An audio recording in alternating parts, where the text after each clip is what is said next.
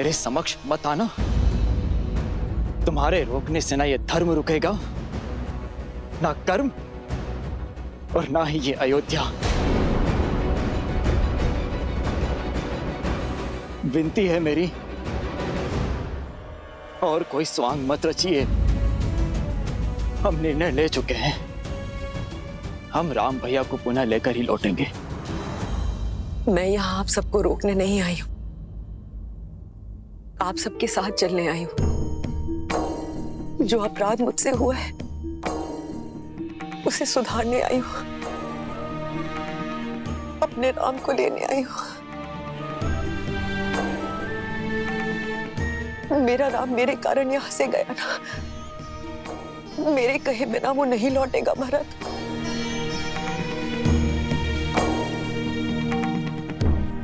अयोध्या का सौभाग्य लौट आए, इसीलिए उन्हें लेने जा रहा हूं मैं। और इस शुभ कार्य में कोई भी अशुभ छाया नहीं पड़नी चाहिए। तुम्हें अपने साथ ले जाने से मेरे राम भैया को आहत पहुंचेगी। अत्यंत प्रेम है ना सिंहासन से, तो जाओ उसी सिंहासन से लिपट के अपने आंसू बहाओ, जिसके मोह में पड़कर तुमने इतना बड़ा षड्यंत्र रचा। भरत, भरत मुझे क्षमा कर दो। भरत, शत्रुघ्न, शत्रुघ्न,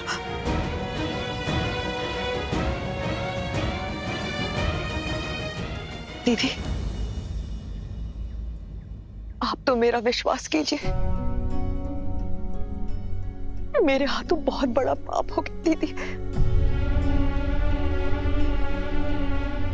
उस पाप को धोना चाहती हूँ। प्रायश्चित का एक अवसर दीजिए दीदी। राम ने भी राक्षसी ताड़का को एक अवसर दिया था दीदी, केवल एक अवसर दीजिए दीदी। मैं अपने राम से क्षमा मांगना चाहती हूँ, अपनी सीता से, अपने लक्ष्मण से याचना करना चाहती हूँ दीदी। जिस वचन की डोर के कारण उन्हें वनवास जाना पड़ा, उस डोर को तोड़ना चाहती हूँ दीदी। मैं अपना वचन वापस लेना चाहती हूँ, केवल एक अवसर दीदी।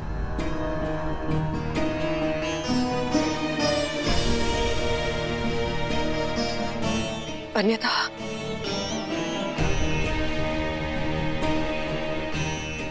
मैं यही अपने प्राण त्याग दूंगी दीदी, मैं अपने प्राण त्याग दूंगी।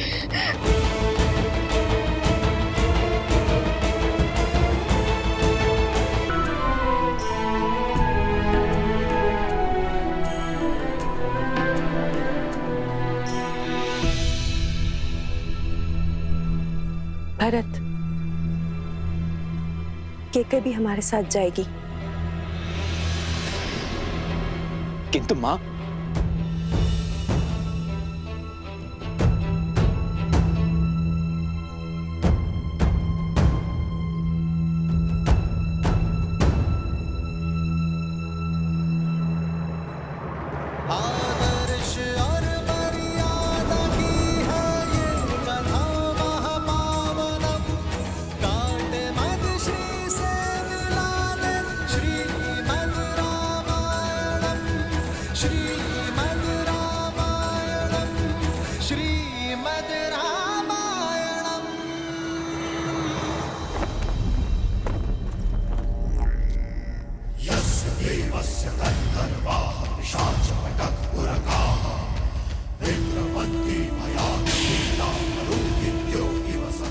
ये केवल रावण के शत्रु का शीश नहीं, लंका के शत्रु का शीश है।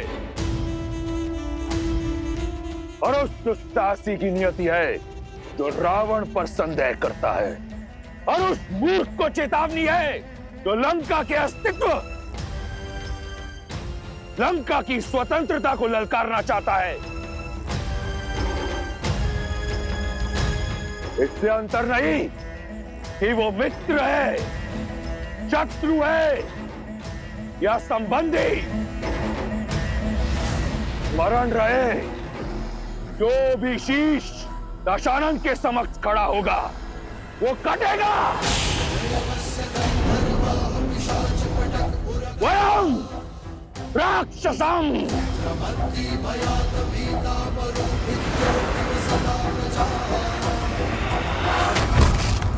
लंकेश दशानन की, लंकेश दशानन की, लंकेश दशानन की।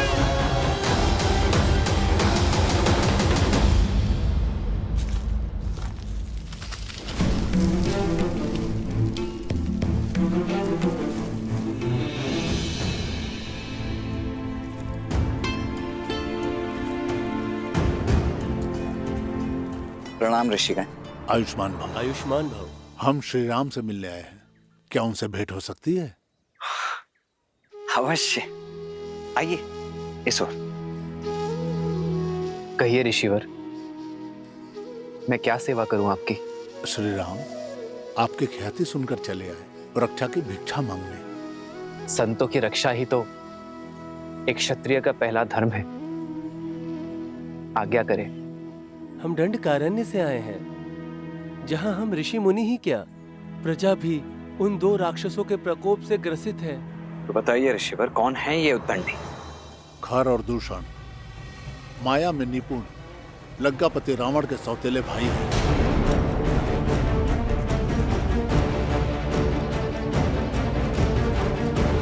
जगत को अपने अधीन करना,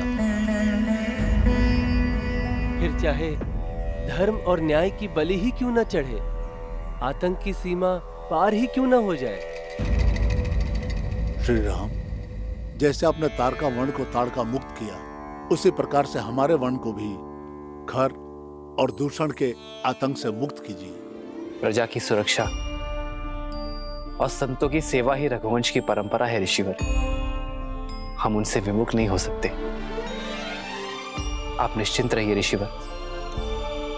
मुझे विश्वास है कि चित्रकूट में कोई बहुत बड़ा उद्देश्य हमारी प्रतीक्षा कर रहा है। कदाचित इसलिए ऋषि भारद्वाज ने हमें यहां रुकने का परामर्श दिया है।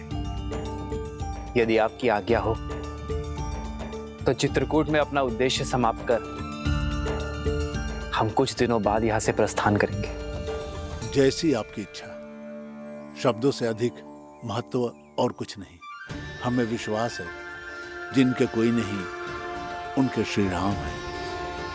अब शीघ्र आइए श्री राम, और हमें रावण और उसके भाइयों के आतंक से मुक्ति दिलाइए।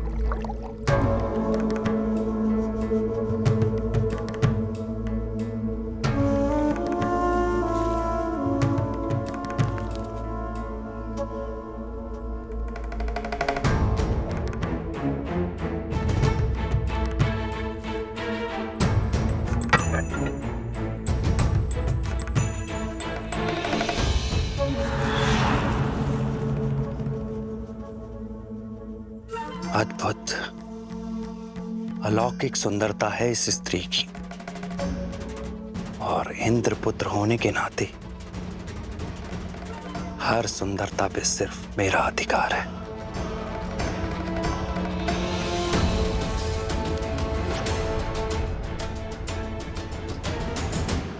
सीते, हाँ, केवल हाँ, मुड़कर भी नहीं देखेंगी?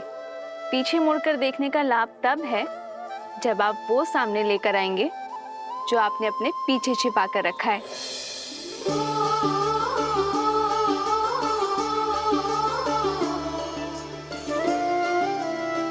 दृष्टि दूसरी ओर थी,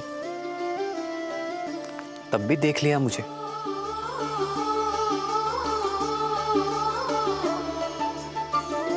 क्योंकि अपने राम को देखने के लिए सीता को दृष्टि की आवश्यकता नहीं आ रहा है। जन्म जन्म का है ये संगम, राम रतन सीता वैभव धन।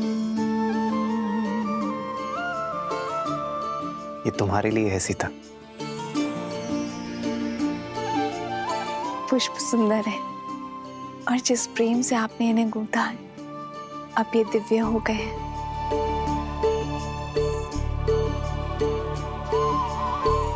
आपने ये केवल दिखाने के लिए बनाए हैं, तो स्वयं लगा दीजिए।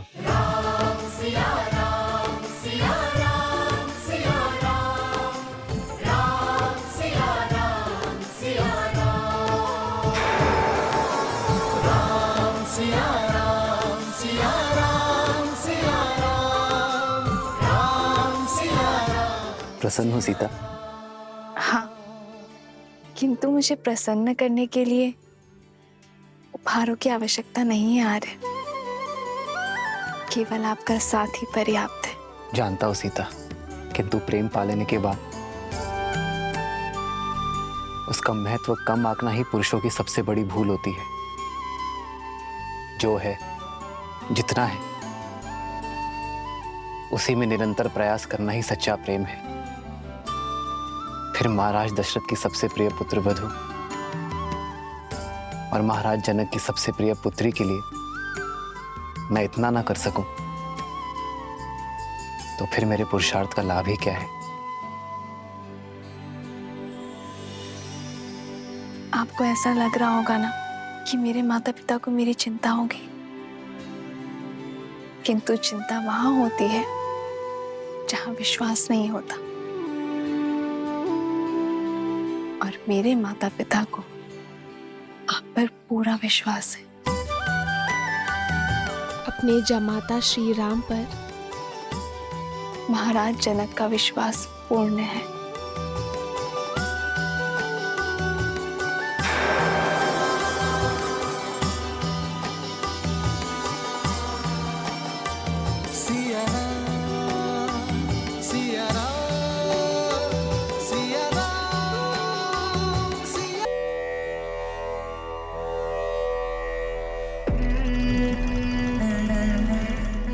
तिलक लगा रही हो, परंतु हाथों में कंपन है।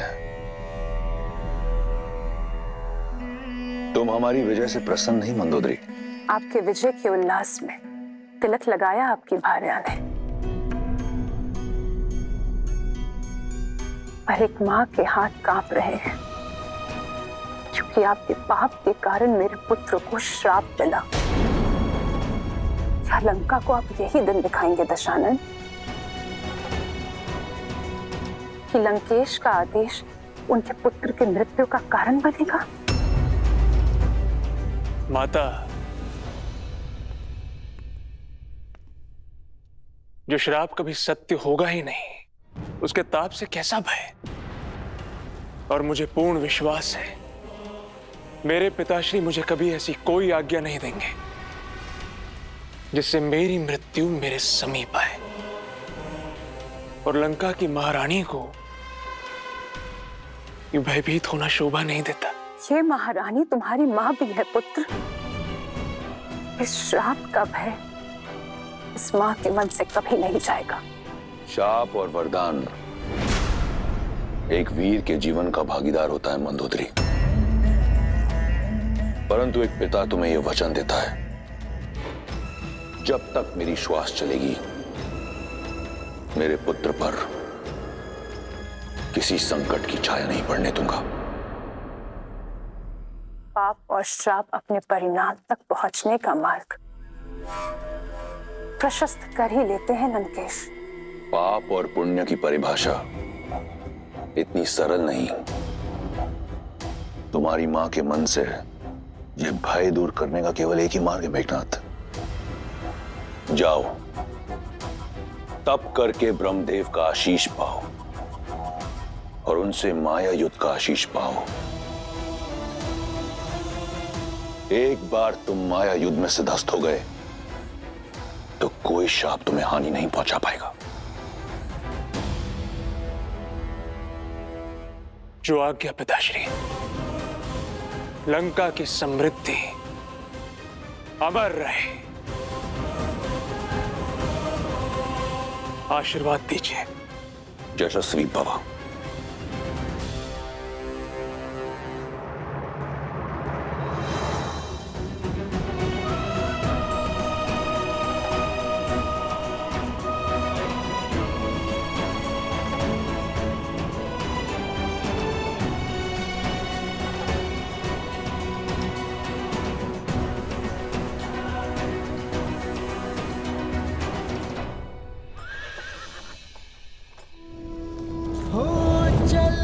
प्रात लखी निर्णयुनी के भरतु प्राण प्रिय भेष बही के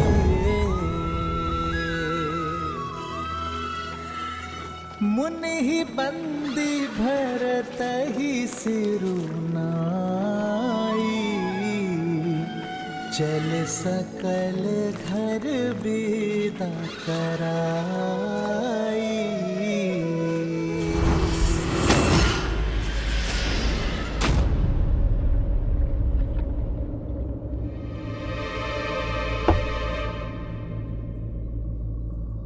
ये चेतावनी कैसी?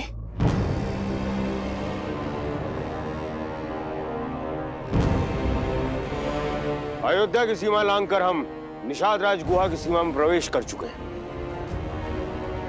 अपने राम भैया को लाने के लिए हमें जो सीमा तोड़नी पड़े हम तोड़ेंगे।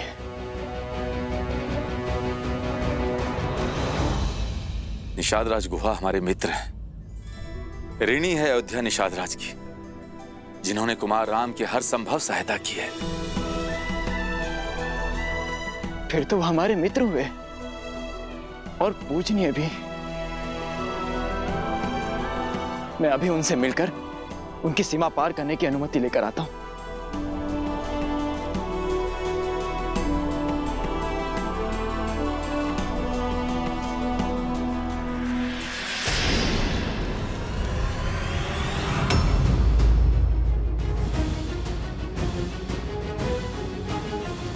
सावधान,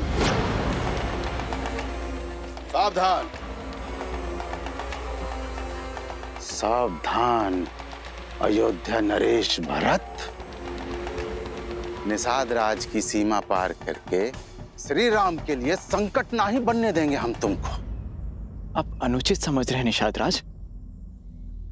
मैं तो बस आपसे। हम उचित समझ रहे हैं। देव तुल्य श्री राम को अयोध्या महल से निकलवा बनवासी बन के भी तृप्त नहीं हुई तुम्हारी आत्मा, जो यहाँ इस सेना को लेके आक्रमण करने चले आए। एक पग भी आगे नहीं बढ़ाइएगा। हम जानत हैं कि श्री राम तक तुम्हारा पहुंचना हट होगा और ये भी माने था कि ये युद्ध का ललकार होगा। हम संख्या में कम हैं, परंतु ये युद्ध के बाद अयोध्या बरसों तक पछताएगी।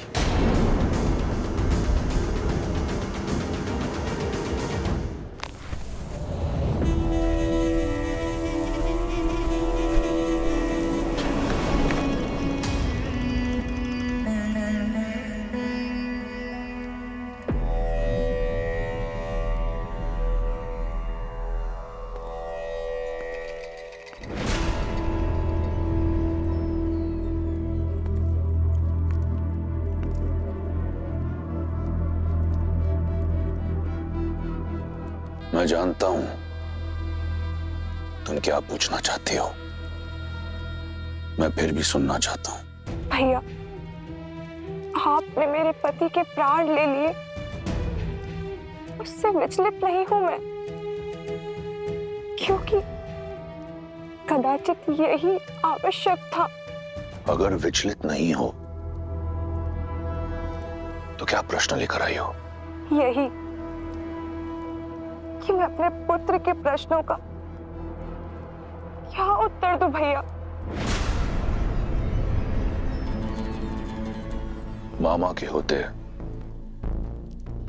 मां को उत्तर देने की आवश्यकता नहीं।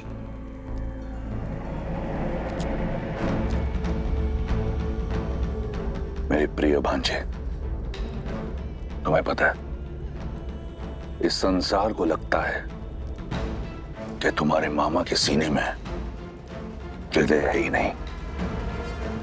वो किसी की पीड़ा, किसी की व्यथा नहीं समझ सकता। परंतु ऐसा नहीं है। एक राजा बनना सरल नहीं है पुत्र। एक राजा के लिए उसका राज्य, उसकी प्रजा का हित, प्रजा की सुरक्षा सर्वोपरि होती है। मैंने जो किया वो किसी द्वेष से नहीं किया। मैं केवल अपना राजधर्म निभा रहा था। समझ रहे हो ना? भैया, मेरे मन में आपके लिए केवल प्रेम और सम्मान है। जानता हूं, और तुम भी जान लो। मेरी बहन और मेरे भांजे को सदैव लंकेश की सुरक्षा मिलेगी। परंतु अगर ये यहां रहा तो अपने पिता के प्रारब्ध को कभी भुला नहीं पाएगा। तुम दोनों दंडकारण्य चले जाओ, हमारे दूर के भाई कारदूषण के पास। स्थान और परिस्थिति बदलेगी तो तुम्हारे और शंभू कुमार के लिए विद्युत जीवा को बुलाना थोड़ा सरल हो जाएगा। मैं समझती हूँ भैया, आपके आदेश का पालन होगा। मैंने तुम्हारा पति छीना है, तुम्हारा जीवन नहीं। पत्नी धर्म से मुक्त हो तुम। जीवन का नया पथ और नया साथी चुनने को स्वतंत्र हो तुम। ये मेरा वचन है। जो भी तुम्हें भाएगा तुम्हारा होगा, किसी भी मूल्य पर। ये रावण का वचन है।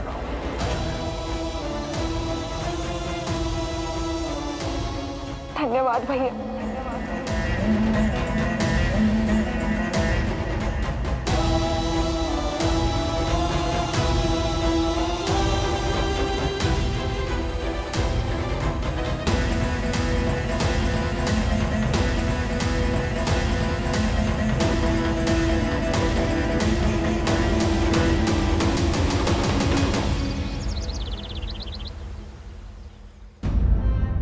महाराज दशरथ का देहांत और मेरी सीता, राम, सीता और लक्ष्मण को वनवास भेज दिया गया है। ये क्या अनर्थ हो रहा है अयोध्या में आर्य? मेरी सीता और उर्मिला के साथ घोर अन्याय। आर्य, हम इसी क्षण अयोध्या जाएंगे और लेकर आएंगे अपनी पुत्रियों को। हमने उनका विवाह कष्ट और यातनाएं सहने के लिए नहीं किया था। मैं अपनी पुत्री सीता को भली भांति जानता हूं। श्री राम के साथ वन में जाने का निर्णय उसी का होगा। और कुमार लक्ष्मण भी अपने भाई की परछाई हैं, बिना उर्मिला की सहमति के वन में नहीं गए होंगे। और इस संबंध के लिए हमारा कोई उत्तरदायित्व नहीं।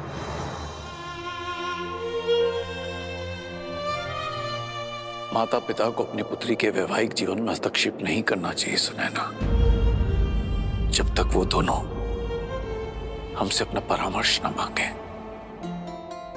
और राम और सीता का संबंध तो स्वयं महादेव ने चुना है। और मुझे पूर्ण विश्वास है कि राम सीता का हर परिस्थिति में साथ देंगे। और यदि उन्हें कोई पीड़ा होती, कोई समस्या होती, तो वो हमसे हमारी सहायता अवश्य मांगते। माना कि राम और सीता ने हमसे कोई सहायता या परामर्श नहीं मांगा, परंतु कुमार भरत भी तो हमारे जमाता है ना। और उनका ये पत्र, ये संकेत है कि वो हमारी मंत्रणा चाहते हैं। क्या आपको अब भी यही लगता है आर्य कि हमें नहीं जाना चाहिए?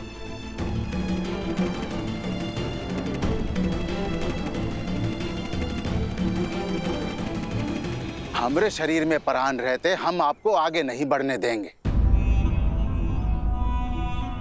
आपका लगाया हुआ हर लांछन, हर अपराध उचित है।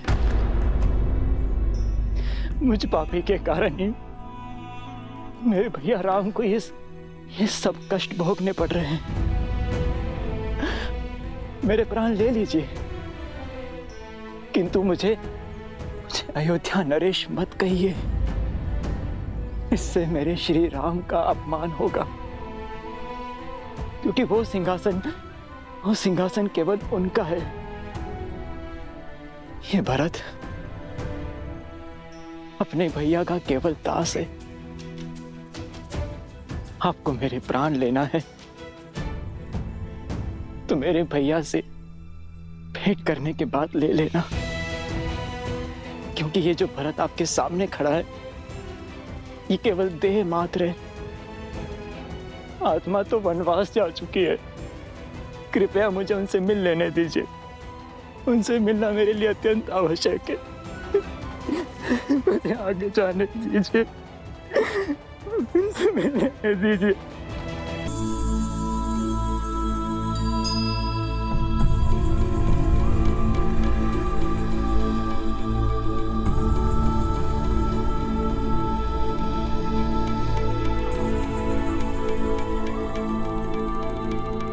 ये का है? सारी महारानियां ऐसन वस्त्र में, और ये कलश।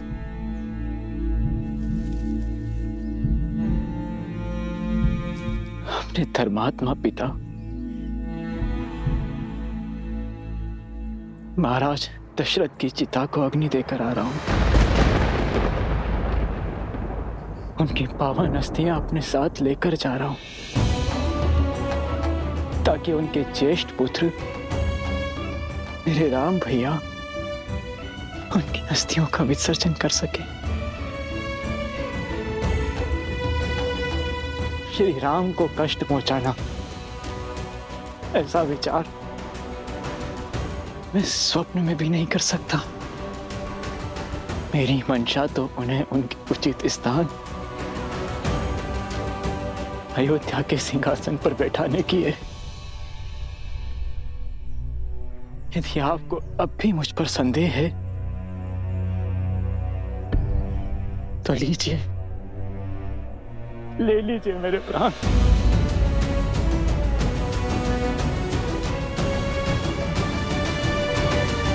प्रार्थी हूं आपकी मंशा पर संदेह किए। क्षमा।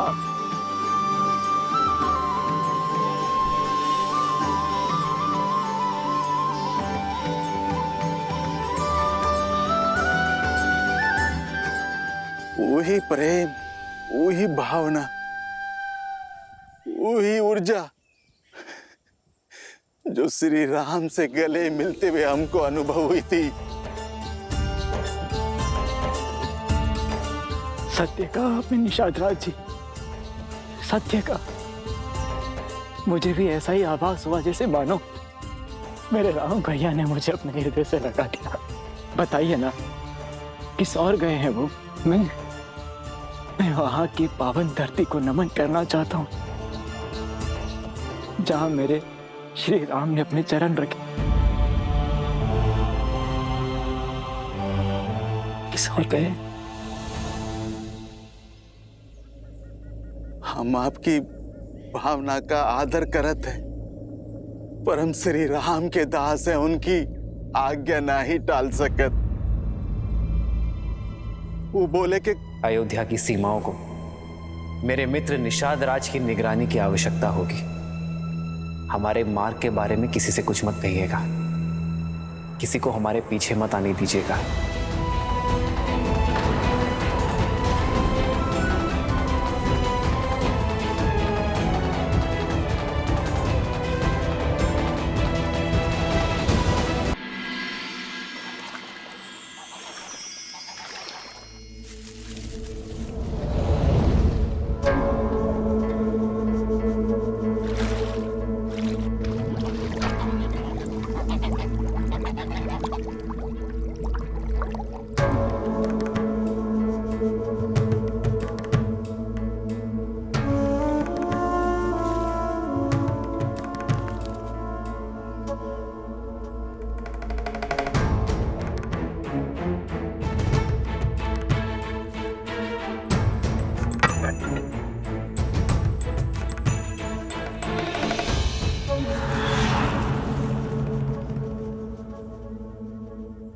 अद्भुत अलौकिक सुंदरता है इस स्त्री की, और इंद्रपुत्र होने के नाते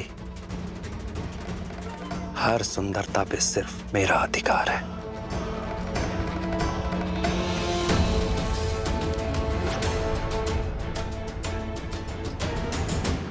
सीते, हाँ, केवल हाँ, मुड़कर भी नहीं देखेंगी? पीछे मुड़कर देखने का लाभ तब है जब आप वो सामने लेकर आएंगे जो आपने अपने पीछे छिपा कर रखा है।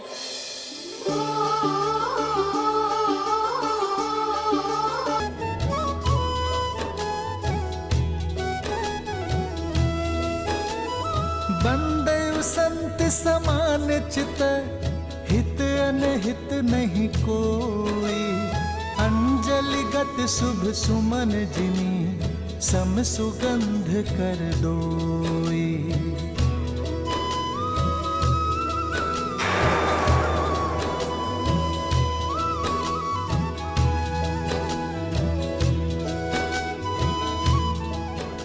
राम राम।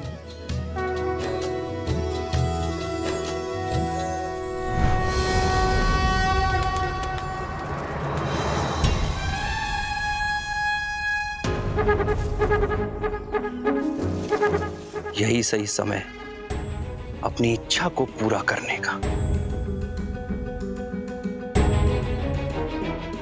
एक बार बस इस सुंदरी को स्पर्श कर लूं, फिर मेरी इच्छा भी पूरी हो जाएगी और किसी को ज्ञात भी नहीं होगा।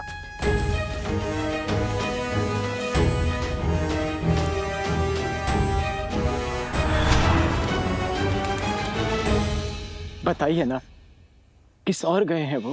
मैं वहां की पावन धरती को नमन करना चाहता हूं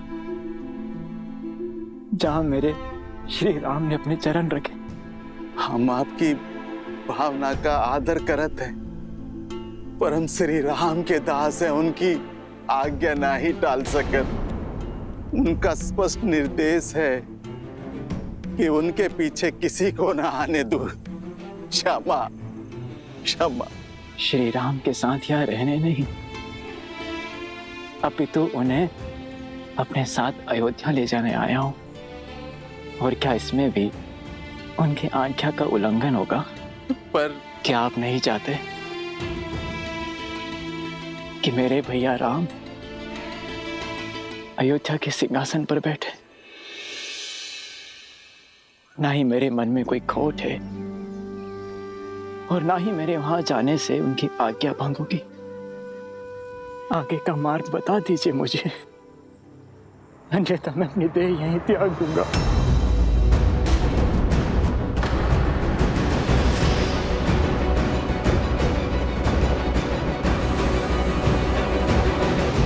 प्रयास किया, किंतु श्री राम अपने वचन के इतने दृढ़ की हमारे गांव में भी पग धरने से मना कर दिए।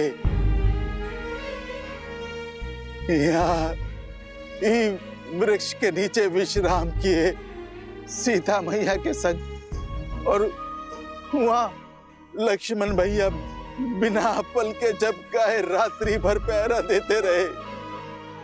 अयोध्या के गौरव मेरे राम भैया सीता भाभी मां को इतने कष्ट भोगने पड़े।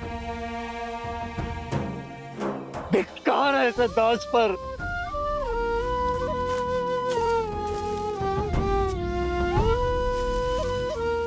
अवश्य ही मेरी राम भक्ति में कोई खोट रहा होगा, जो अपने भैया पर होते कष्ट को आभास न कर पाया।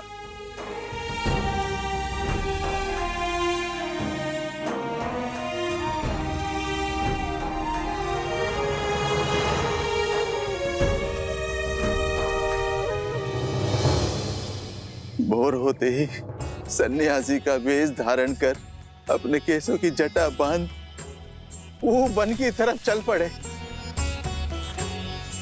और अपनी पादुका भी छोड़ दी।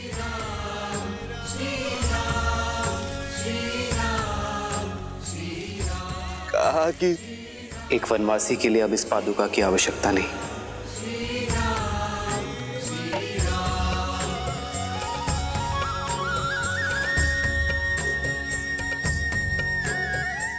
जिस मार्ग पर मेरे राम भैया नंगे पांव चले हो, तो उनका ये दास वो भी पादुकाएं नहीं पहनेगा, वो भी नंगे पांव चलेगा। निषाद राज, मुझे शीघ्र अपने भैया के पास ले चलिए। आप सब बहुत दूर से आए हैं, बहुत थक गए हैं, तनिक विश्राम कर लीजिए। जब तक अपने राम भैया के चरणों में अपने किए हुए अपराध की क्षमा ना मांग लूं, राहत की सांस नहीं लूंगा मैं। बताइए ना, कहाँ गए वो? वन की ओर।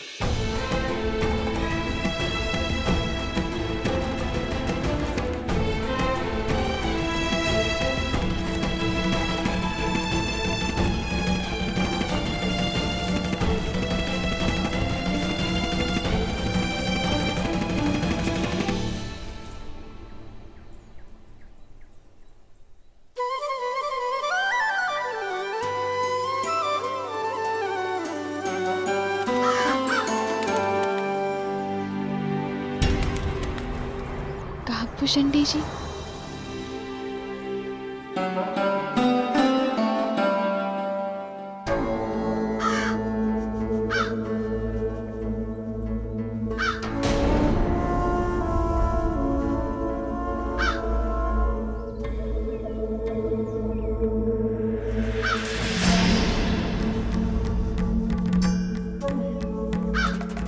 कौन हो तुम?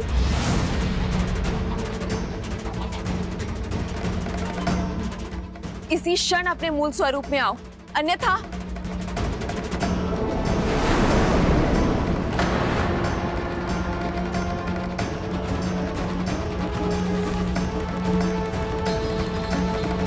मैं इंद्रपुत्र जयंत हूँ, कृपया क्रोधित ना हो।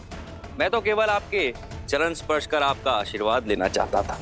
एक स्त्री को प्रकृति छठी इंद्री के साथ इस संसार में भेजती है, जो मलिन स्पर्श और मलिन दृष्टि दोनों को समझ जाती है, और तुमने मुझे मलिन हृदय से छुआ है।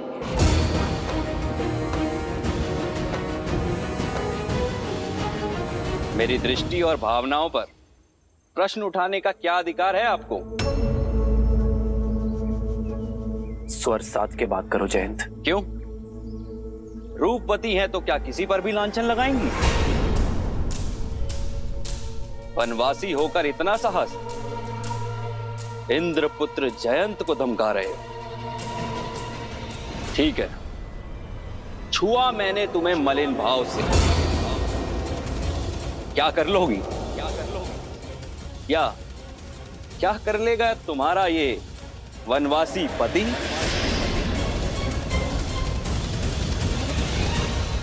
जितना बड़ा पद उतना ही बड़ा तट। पर मैं तुम्हें एक अवसर देता हूं जयंत, अभी इसी क्षण सीता से एक क्षमा मांगो। और जो ना मांगू तो? कौन है यहां पर जो मुझे दंडित करेगा? राजपाट छिन गया, वन वन यूं तपस्वियों की तरह भटक रहे हो, लेकिन अभिमान ज्यों का त्यों। देवराज इंद्र के पुत्र से उलझने की चेष्टा कर रहे हो।